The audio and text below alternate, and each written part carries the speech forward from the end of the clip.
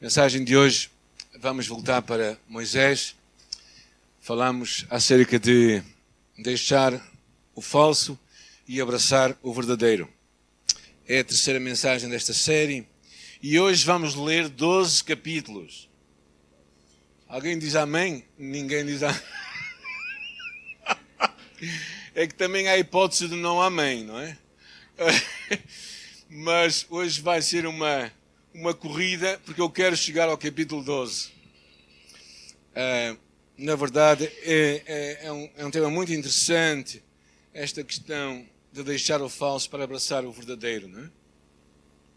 Moisés, quando sai da presença de Faraó, ele estava desapontado, possivelmente sabendo claramente que Deus possivelmente até o tinha traído, quando depois encara todo aquele povo e aquele povo se revolta contra ele.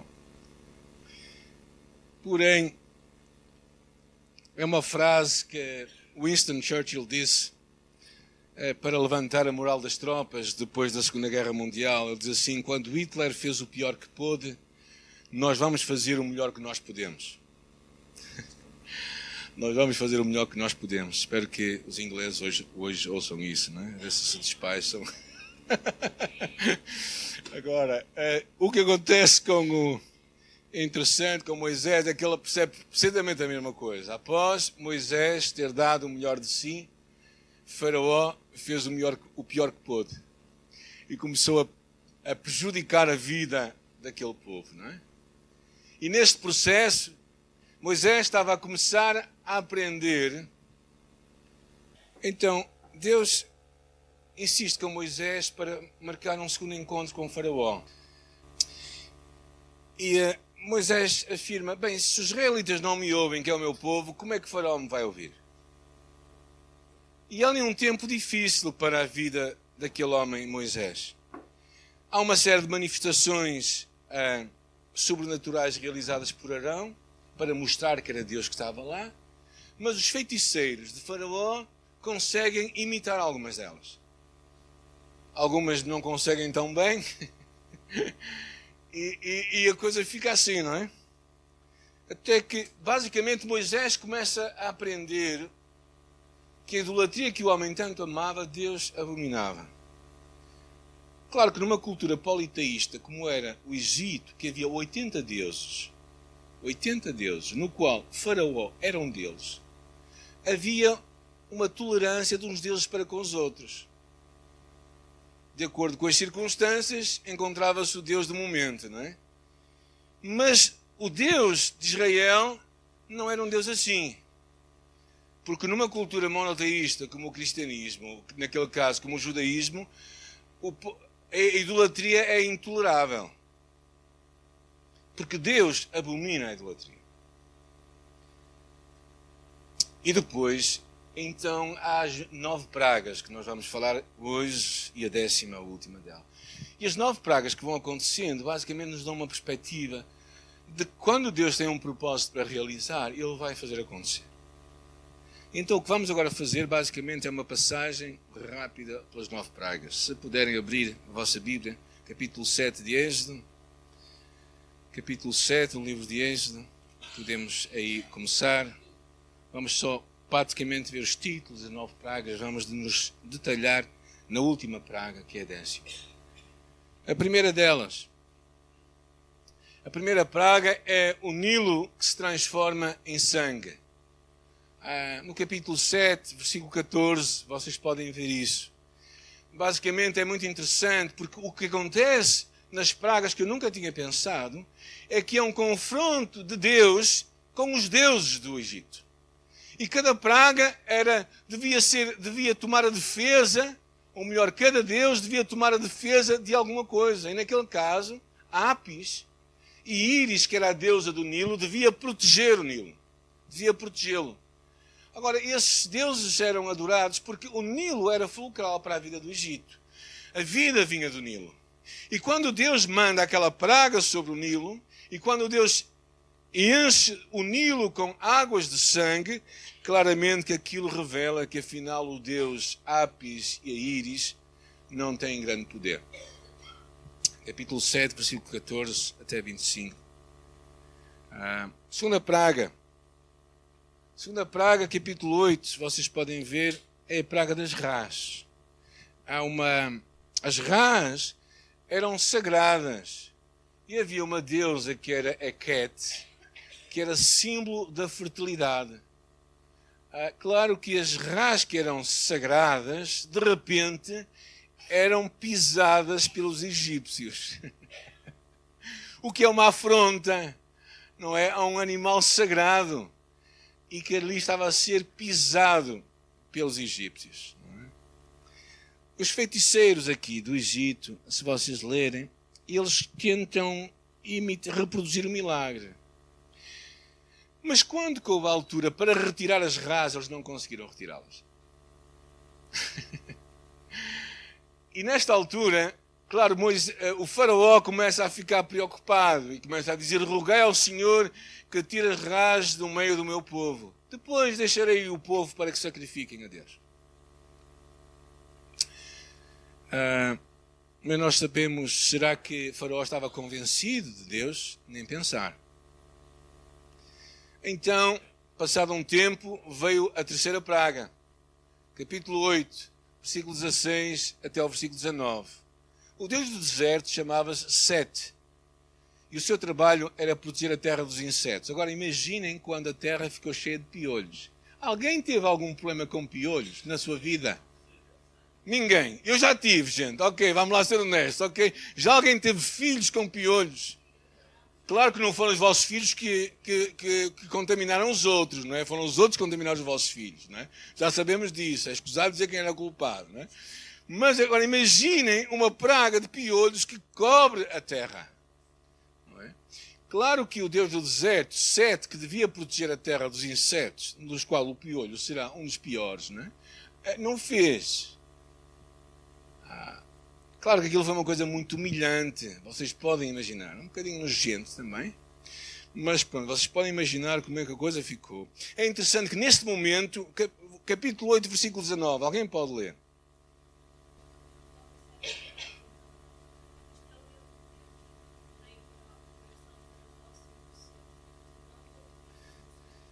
É interessante o que é que os feiticeiros disseram, isto é, o dedo de Deus. Os feiticeiros começaram a perceber, afinal, é Deus que está nisto aqui.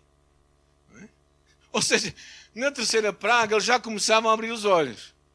Agora, Faraó cedeu? Não. Quarta praga, vamos ver lá. Uma praga que todos nós gostamos tudo no verão, então, não é? É a praga das moscas. Ok. E, claro, aquilo... é muito mau, não é? Às vezes elas parecem que passeiam, outras vezes parece que andam a dançar umas com as outras. Agora, quando elas realmente proliferam da forma como foi naquela altura, havia um Deus, Ra, o Deus Sol, representado por uma mosca. Agora, o Deus Sol, Ra, que era representado por uma mosca, não conseguiu dar cabo das moscas.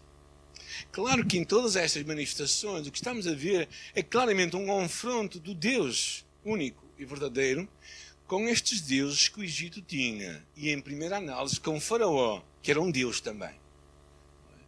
Faraó chama Moisés, começam a tentar negociar. Isto vai acontecendo sempre, como vocês sabem, não é? Por isso eu não vou repetir. Ele começa a tentar negociar e parece que começa a ceder. Porém, no final, tudo fica na mesma. Após Moisés ter enviado o enxame de moscas embora, Faraó deu uma volta e tudo volta ao mesmo. O seu coração endurece e se recusa a deixar o povo partir. Então, veio a quinta praga. A quinta praga era a morte dos rebanhos. É interessante, uma coisa curiosa também que eu não vos disse. Mas a partir da quarta praga, até à terceira praga, as pragas eram para toda a gente. A partir da quarta praga, a praga é só para os egípcios. A coisa aqui começa a doer mais. E Faraó começa a perceber que, afinal, aquilo não era um acaso. Havia claramente um confronto de poderes. E Deus estava a mostrar quem é que mandava. Nesta morte dos rebanhos, Hathor, a deusa com cabeça de vaca, e Apis, o deus touro, que era o deus da fertilidade, não fez nada. Os cavalos, os jumentos, os camelos, os bois, as ovelhas, todas elas morreram. Tudo o que os egípcios tinham, tudo morreu. E os rebanhos de Israel, vivinhos da Silva. Claro que isto começa a trazer ao de cima as piores sensações no coração de Faraó. Ele fica irado e ele endurece o seu coração. Ele estava a dizer, não, a partir de agora é que não vão sair mais daqui. Então veio a sexta praga. A sexta praga foram feridas que criavam pus e que por isso foram contaminando as pessoas. É uma coisa muito humilhante também no corpo do ser humano. E o que percebemos claramente ao ver aquilo tudo, não é? Que aquilo, Moisés pegou em cinza, atirou para o ar e de repente o pessoal ficou todo contaminado. Claro, Faraó sentiu-se humilhado e depois, parecendo que ia ceder, afinal disse não, uma vez mais. Então, há que enviar a sétima praga. Okay, vocês estão a dizer, isto de pragas nunca mais termina. A sétima praga era uma praga da natureza, trovões, relâmpagos, granizo. Nut, a deusa do céu, Osíris, o deus da colheita e da fertilidade. Nada fizeram. Claro que aqui há uma panóplia de deuses que começaram ali. Os egípcios começaram afinal a pôr as mãos à cabeça e dizer, estes deuses não fazem grande coisa, não é? Se calhar como a nossa equipa, às vezes, quando vai jogar a bola e aquela pessoa que nós esperávamos que fizesse alguma coisa não faz nada. Não é? É mesmo o sentimento. Eles começaram a perceber que nada estava a acontecer. A tempestade varre o Egito. Capítulo 9, 24. Alguém pode ler?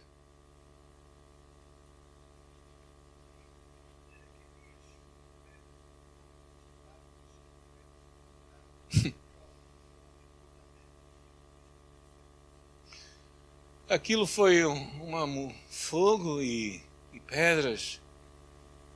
Tudo destruído, gente. Tudo destruído.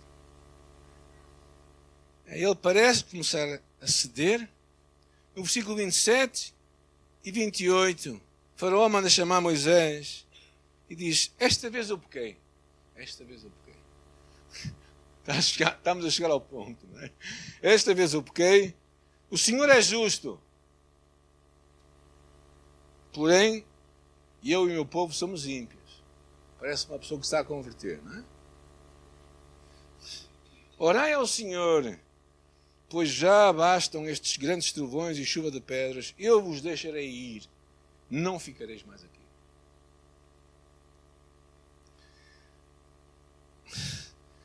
Porém, após Moisés ter afastado aquela praga, o vento começar a correr, a brisa, ele volta outra vez atrás e novamente a palavra é não. Então, veio a oitava praga, o enxame de gafanhotos. Nut, o deus do sol, Osíris, o deus da colheita e fertilidade, foram novamente humilhados. Com relutância, Faraó concorda, porém ao entender que todo o povo ia, porque havia uma altura em que Faraó disse, ok, vão alguns de vocês até lá orar e depois voltai. E Moisés foi dizendo assim, não, tu não estás a perceber bem. Não é isso que eu te estou a dizer, né? O que eu te estou a dizer é que vamos e não voltamos mais. E ele tentava negociar, Faraó. Como tantas vezes Satanás faz connosco, não é? Tenta negociar. E nós vamos cedendo em alguns pontos. E ele vai dizendo, e Moisés diz, não, tu não percebestes. Nós vamos todos. E então Moisés é chamado a Faraó e ele diz assim, reparem bem, isto parece mesmo um crente. pequei contra o Senhor vosso Deus e contra vós. Agora, pois, peço-vos que perdoeis o meu pecado, somente desta vez, e que oreis ao Senhor vosso Deus que tire de mim somente esta morte. E o que acontece? Eles oram, a morte vai-se embora e ele volta ao mesmo. Volta atrás na palavra. Então, há já na praga. Trevas que não se podem apalpar. O Deus Sol, Ra e Horus nada podiam fazer quando Moisés estendeu a sua mão para o céu. Faraó tenta negociar com Moisés, porém Moisés não cede e afirma que todo o povo e os animais têm que sair do Egito. Quanto mais Faraó quebra as suas promessas, mais o seu coração endurece. A última praga é, porém, decisiva. Agora, algumas coisas antes de falarmos da última praga que eu acho importante, porque a última praga para mim é o coroário da obra de Deus em muitos aspectos. Primeiro, as pragas não aconteceram em 2 dias ou 3, gente. As pragas demoraram de 6 a 9 meses. Se calhar nunca nos apercebemos disto. Agora, 9 meses é muito tempo na vida de uma nação. E durante 9 meses, Faraó tentava, e aquilo foi avolumando, e a frustração cada vez maior. Moisés estava a aprender cada vez mais que Deus merecia ser amado, adorado, mas também tinha de ser temido para a missão que Deus estava a confiar. Quanto mais Deus se manifestava, mais Moisés ia conhecendo a Deus. Agora, os próprios feiticeiros de Faraó disseram: é o dedo de Deus. E eles próprios começaram a perceber que era Deus que estava lá. Um Deus que eles não conheciam também. E, na verdade, aqui ficamos com a pergunta: mas afinal, o que é isso de ídolos? Ídolos é tudo aquilo que pode tirar do nosso coração o lugar de Deus. E quando nós chegamos a este ponto, nós percebemos que afinal ídolos não são aquelas simplesmente estes nomes estranhos, mas é qualquer coisa que tu ames mais do que a Deus. Queres que eu te diga o que é? Pode ser a tua carreira, pode ser a tua família, pode ser o teu emprego, pode ser o teu dinheiro, pode ser o teu nome. Que há pessoas que quando falam o nome dele ficam como se o nosso nome fosse tão importante assim. Ídolos pode ser qualquer coisa que retira Deus do centro da nossa vida, do nosso coração. E nós já vimos que idolatria, Deus não pactua com a idolatria. Deus não é um Deus politeísta, que está bem quando nós lhe damos um bocadinho de nós e deixamos para o outro, nosso Deus, um bocadinho de nós também. A Bíblia até fala que Deus é ciumento, um pouco estranho. E se calhar tu precisas e eu precisamos de uma revelação do que isto quer dizer, mas Deus é ciumento. Deus não nos partilha com ninguém. E às vezes o pior julgamento que Deus pode trazer sobre nós, porque Deus julga os idólatras, é deixar-nos entregues aos nossos próprios deuses. E deixar-nos com o nosso resultado. E ver, ok, queres seguir assim? Então vai nesse teu caminho. E tu vais ver o que é que isso vai dar. Às vezes aqui na Terra nós vemos, outras vezes só na eternidade. Se calhar a pergunta para nós agora é, afinal, sendo uma passagem em Isaías que diz assim: lembrai-vos das coisas passadas desde a antiguidade, porque eu sou Deus e não há outro Deus semelhante a mim. A idolatria é ofensiva a Deus porque o destrona do seu governo e da sua singularidade. Deus não partilha o seu governo com ninguém.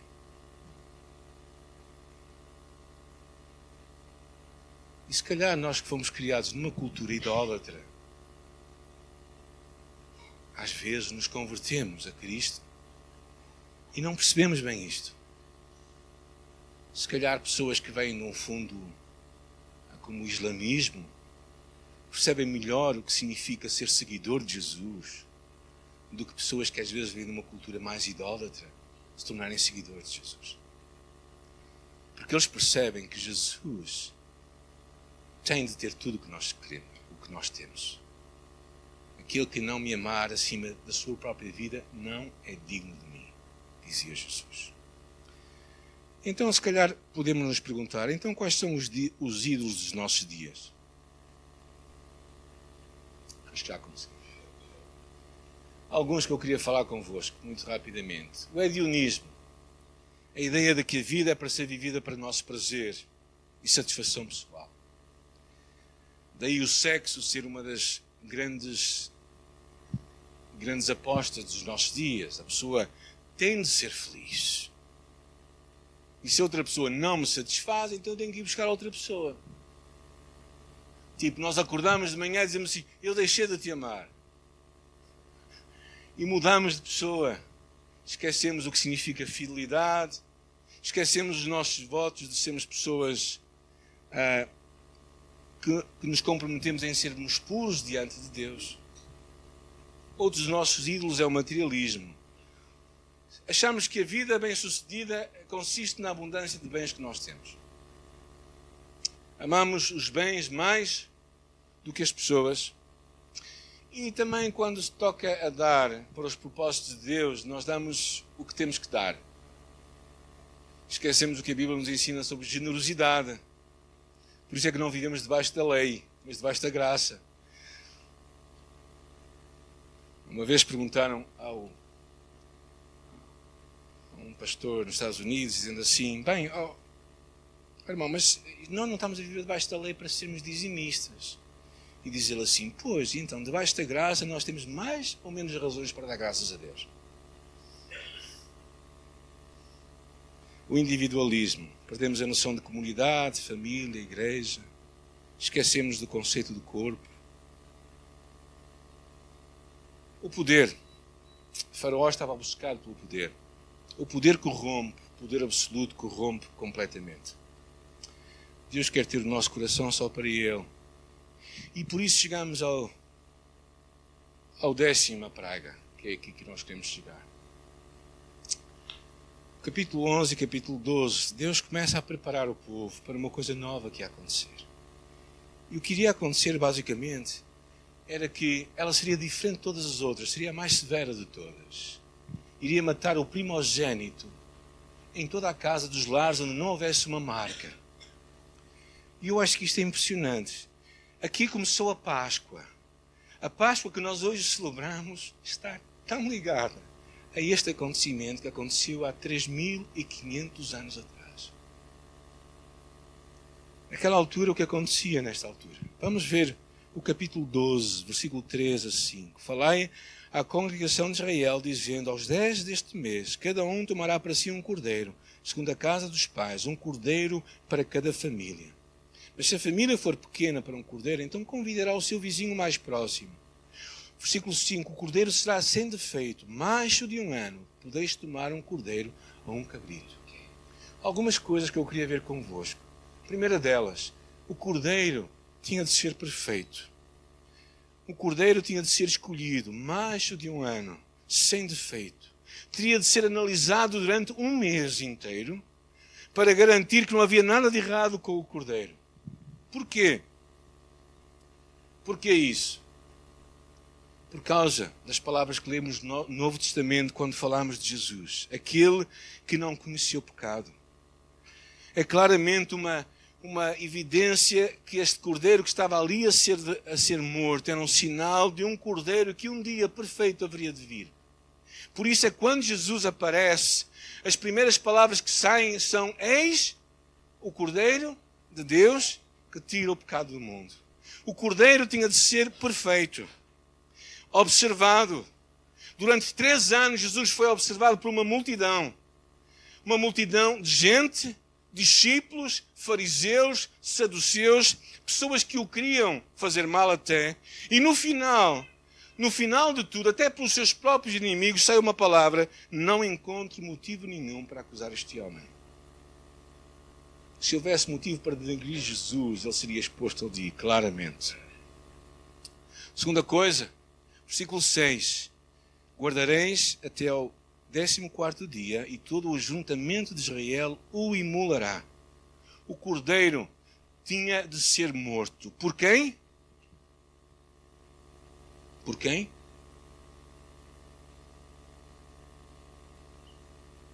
Qual comunidade? Metade? Toda? O que é que diz? Toda o ajuntamento. Todos. Todos iriam participar na morte do Cordeiro. Quer aqueles que matassem, quer aqueles que não matassem, sabiam que por causa deles aquele Cordeiro estava a ser morto. O sangue é muito interessante, porque o sangue escorreria pelo Cordeiro abaixo. Não seria uma morte acidental. Ela era deliberadamente feita. Aquela multidão que estava com Jesus disse: crucificam, crucificam. Pedro disse: este Jesus a quem vós crucificastes. Quando é que o Cordeiro seria morto? Diz ali, à tarde. E quando é que Jesus foi morto? À tarde. No Cordeiro, nenhum dos seus ossos poderia ser quebrado. Em Jesus, nenhum osso foi quebrado. É impressionante isto. O versículo 7 é muito interessante. Eles iriam aspergir o sangue naquela porta. Eles tomarão, diz aqui, do sangue e pô-lo-ão em ambas as ombreiras, na verga da porta, nas casas em que o comerem. O sangue era aspergido nos dois umbrais. Uma porta fechada não era suficiente para trazer proteção àquela casa, mas era o sangue que trazia proteção para aquela casa. Agora, pensem bem, o mérito, o caráter dos primogênitos que iam ser protegidos dentro daquela casa, não importava. Será que não havia muitos egípcios melhores que os judeus? Certamente. A proteção vinha por causa daquele sangue, não por causa do mérito das pessoas que estavam lá dentro. Nós sabemos o que isso quer dizer. É que isso é o que acontece hoje também. Não importa se tu és um grande ou pequeno pecador, se te achas um grande ou pequeno pecador. Não importa se tu és bom, se és mais ou menos, se és mau. Tu precisas de um Salvador. E eu preciso de um Salvador.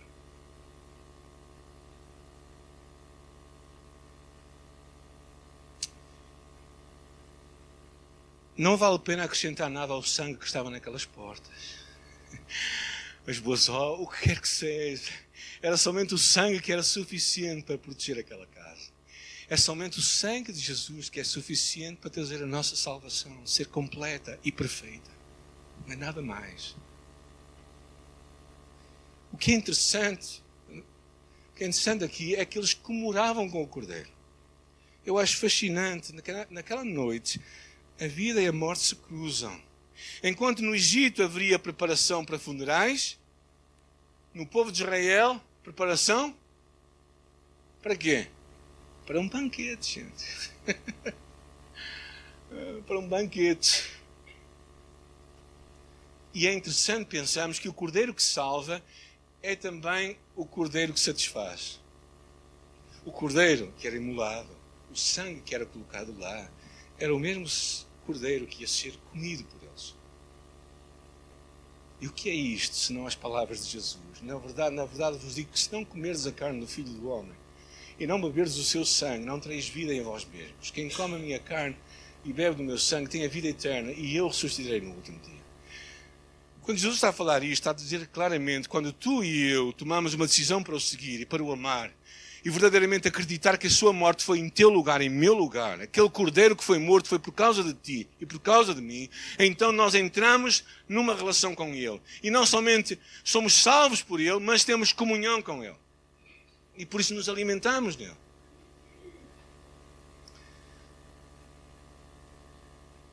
E finalmente, eles andaram na liberdade do Cordeiro.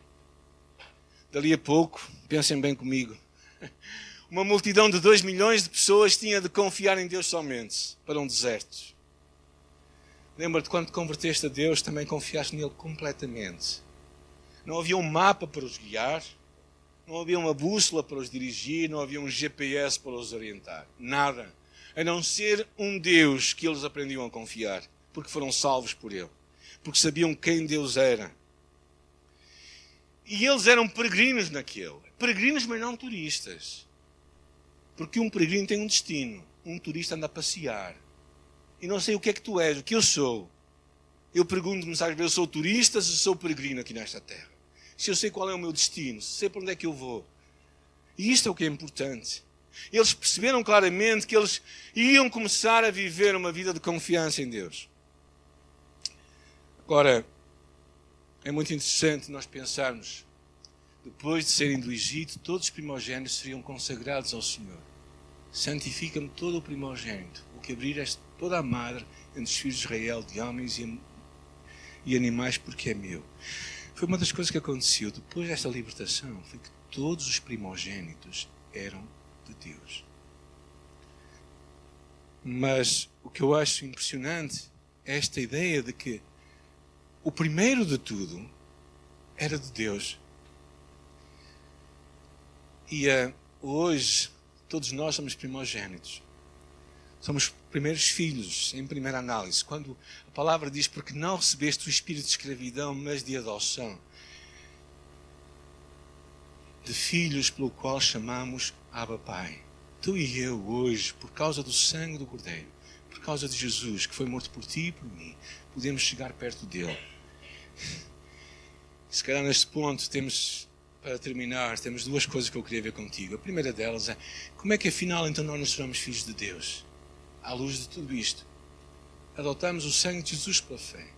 Reconhecemos que a sua morte foi em nosso lugar. Ele não foi morto. E ele morreu. Mataram-no. Tu e eu matámos-lo. Foi por tua causa e por minha causa que ele foi morto. Tu e eu participamos da sua morte. Como na altura, quando o Cordeiro foi morto. Aceitamos o seu sacrifício em nosso lugar. Não importa se temos muitos ou poucos pecados, nós precisamos de estar sob a sua proteção. Na casa dos israelitas, eles precisavam de deixar que aquele sangue cobrisse aquela porta para serem protegidos. E tu, nesta manhã, podes te voltar para Deus e dizer, Senhor, eu compreendo que tu morreste em meu lugar, eu quero te seguir. Eu quero te encorajar a fazer isso nesta manhã. E se isto fala ao teu coração, então eu quero te encorajar a orar comigo. Vamos fechar os nossos olhos. Mesmo no teu lugar, orares comigo e dizer, Senhor Jesus, obrigada pelo teu amor por mim. Tu que me aceitas tal qual eu sou.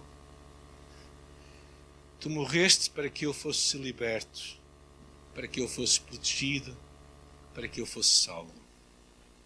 E por isso eu me entrego a ti nesta manhã também.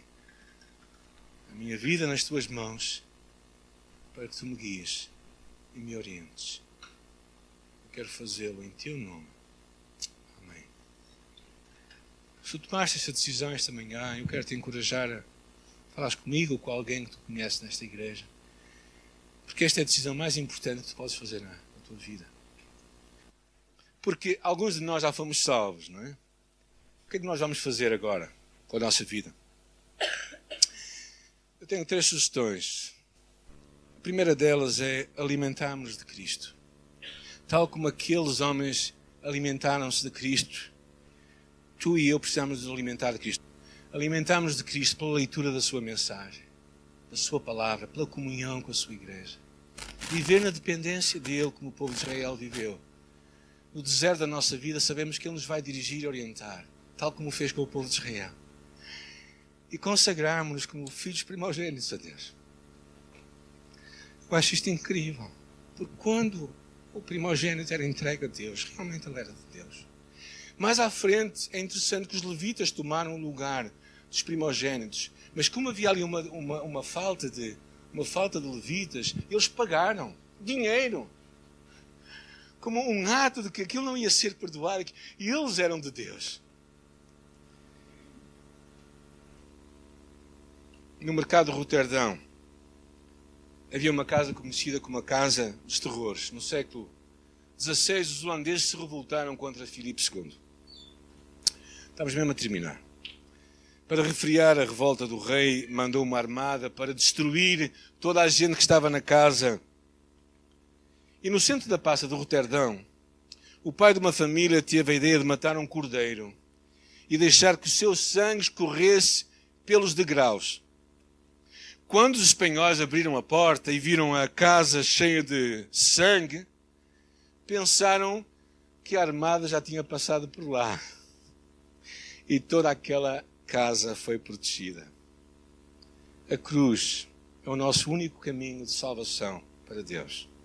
Cristo é a nossa Páscoa. Só podemos escapar do juízo de Deus pelo sangue de Jesus Cristo, o Filho de Deus, o puro, o justo que morreu pelos injustos. E sabemos que quando Ele nos liberta, quando Ele nos salva, Ele nos convida a confiarmos nele a nossa vida.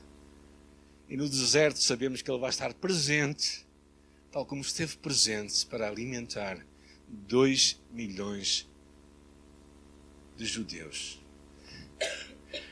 Amém? Amém.